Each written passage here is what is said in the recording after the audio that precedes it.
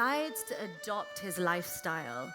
She abandons her kingdom, she lets go of her jewels, and she goes into the Himalayas, and she says, well, if I cannot gain him as I am, I will gain him as a devotee.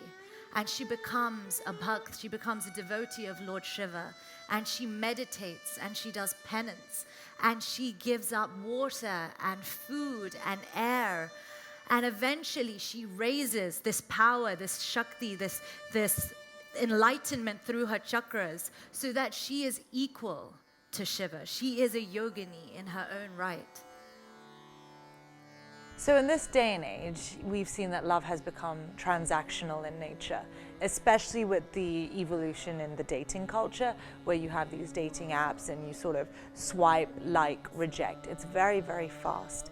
And that also means that you are spreading yourself towards many people. You're exposing yourself. But how do you experience divine love or true love or a higher form of love when you are giving your affection in as many ways as possible and then also taking it away, right? There's no real discipline in that love.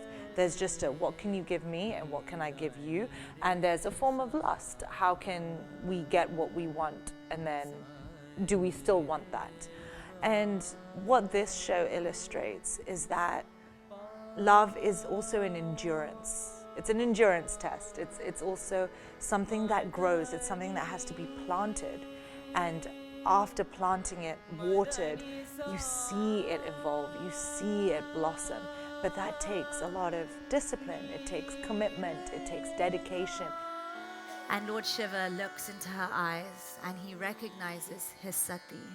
But he doesn't see a woman who is confined by time and space and a material body as our sati was. He sees Parvati in the form of Adi Shakti, in the form of all of her great consciousness. And together they are reunited.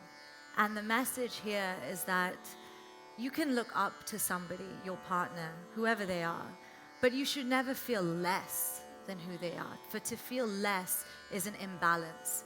You are equally worthy, and that is Shiva and Parvati. Ik denk dat liefde juist heel mooi uit te beelden is met muziek. Omdat muziek vaak zoveel meer emoties kan raken dan woorden kunnen doen. En dat hoor je vaak ook terug. Dat soms kan je in één keer gewoon zo diep geraakt worden door een mooi stuk. En in mijn ogen is dat ook liefde. Het ervaren van muziek, van binnen.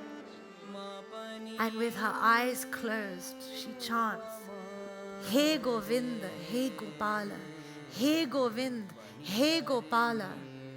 She meditates upon Lord Krishna. A smile on her face, completely and utterly detached from this hall. She cannot hear the sounds. Duryodhana's brother is pulling and he's pulling on her sari. It is unraveling, and you're seeing heaps of sari on the floor. But Draupadi remains completely clothed.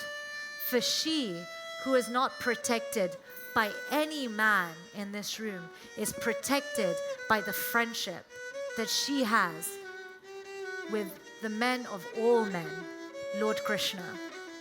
Love is multidimensional. Love has so many different flavors. It has so many different modes of expression, and it exists in multiple forms through multiple relationships. And Meneka has always been intrigued and attracted to intelligence. And so she's thinking, how do I seduce him? It has to be done in the right way. So she does, and I don't know how many women would use this trick, but while he's bathing, she cleans his hermitage. She, looks after his clothes. I don't know if anyone would like to try this. And then she uses the right time to dance for him. I try this trick. She also, sings, and she also uses her wit and her sweet words. And Vishwamitra, like all men, slowly seduced, led down the path, and forgets about his spiritual aspirations And soon they're completely in love, but sincerely in love, because Meneka's feelings are very sincere.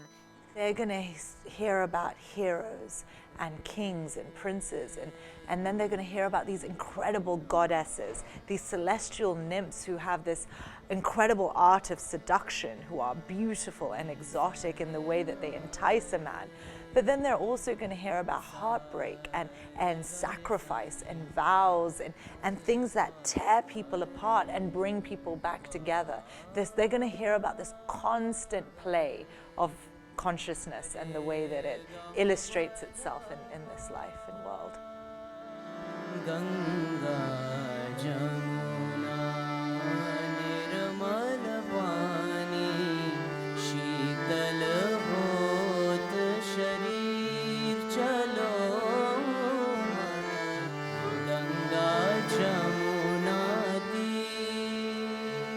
So this process for this show has been very interesting. When Maheshwari, who's the producer, first came to me with this idea, I could understand why she came to me, because my relationship with her really cemented over this mutual love of mythological stories.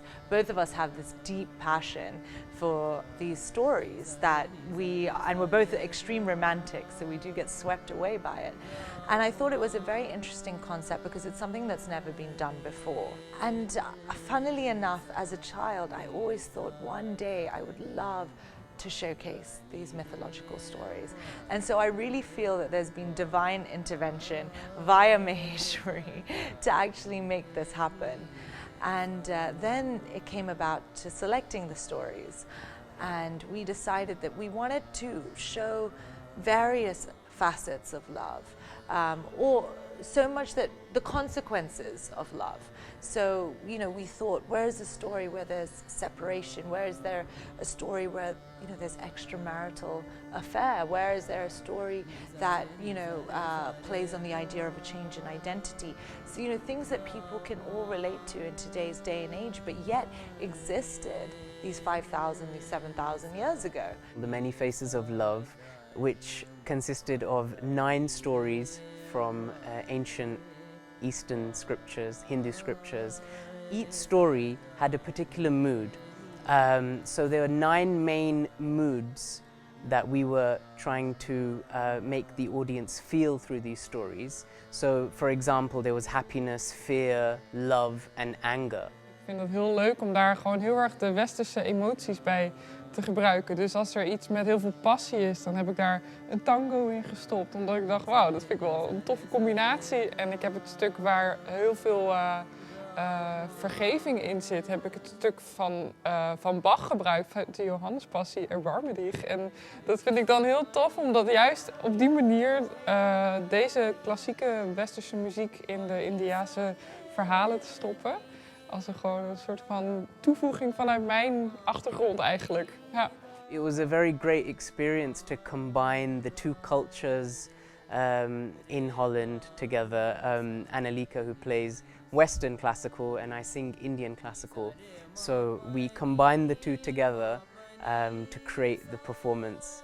And it was we had a great time putting this together because she has no understanding of Indian classical and I have no understanding of Western classical, but we both merged together, and through the sound we made it work. He is sort of teasing that love, that notion of love as he sings.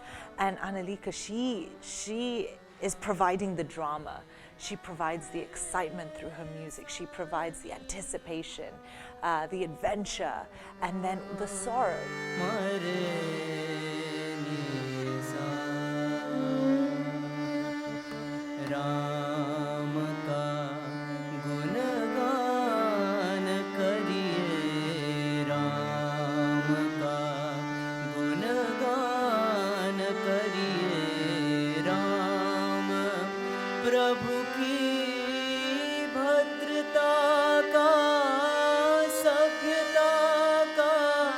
ध्यान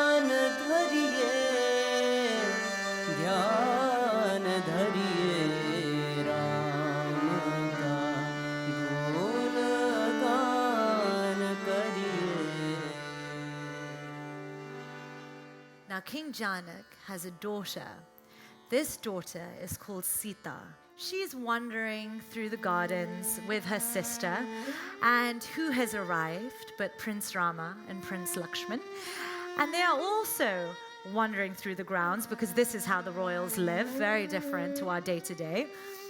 We just lock eyes, and the way that Lord Rama, Prince Rama, feels when he sees Sita, he says it's as if a flame of light is burning in a house of beauty. Memorize that line. It's so good, so good. So that's how he feels, and it's just love at first sight. And Sitaji feels exactly the same, for she knows that Rama is the one for her. Het mooiste is als de mensen zich kunnen herkennen in de verhalen. Ondanks dat het soms hele extreme verhalen zijn, dat er altijd wel herkenbare stukken in zitten. Dat wij eigenlijk ook allemaal meemaken. We have bridged the East with the West. We have Eastern classical music. We have classical dance, again in an Eastern form. I am a storyteller, but I'm speaking in English, and therefore I'm speaking in a Western format. And then we have Annelieke, who's providing us with Western classical music. So there's a real marriage here. There's a true relationship between the East and the West, and it's important because it represents where we are. It represents a diverse cosmopolitan society. It represents one love, which we should, which we talk about, but we don't necessarily do. We very much keep everything separate. And so it's fantastic that the Doelen has embraced this idea and this concept that DesiYUP brought to them, because there is nothing like it. And why is that the case? Why has this not been done before? Why has it taken over a decade to have a marriage between the East and the West, where you have the existence of this love every day on these streets?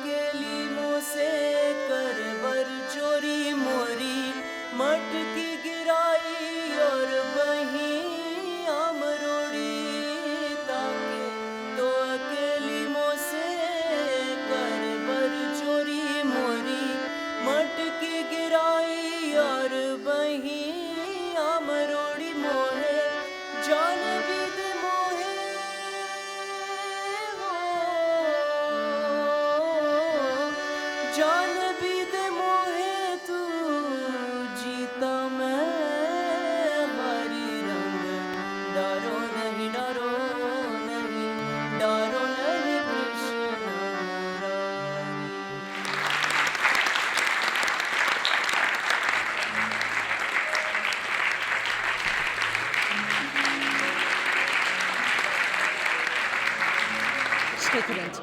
Ik heb genoten. Het feit alleen al dat de mooie verhalen uit de Indiase cultuur op een zo prachtige, toegankelijke manier, vol met humor en ook een beetje zelfspot verteld worden. En dat ze daarmee toegankelijker gemaakt worden voor een grotere groep.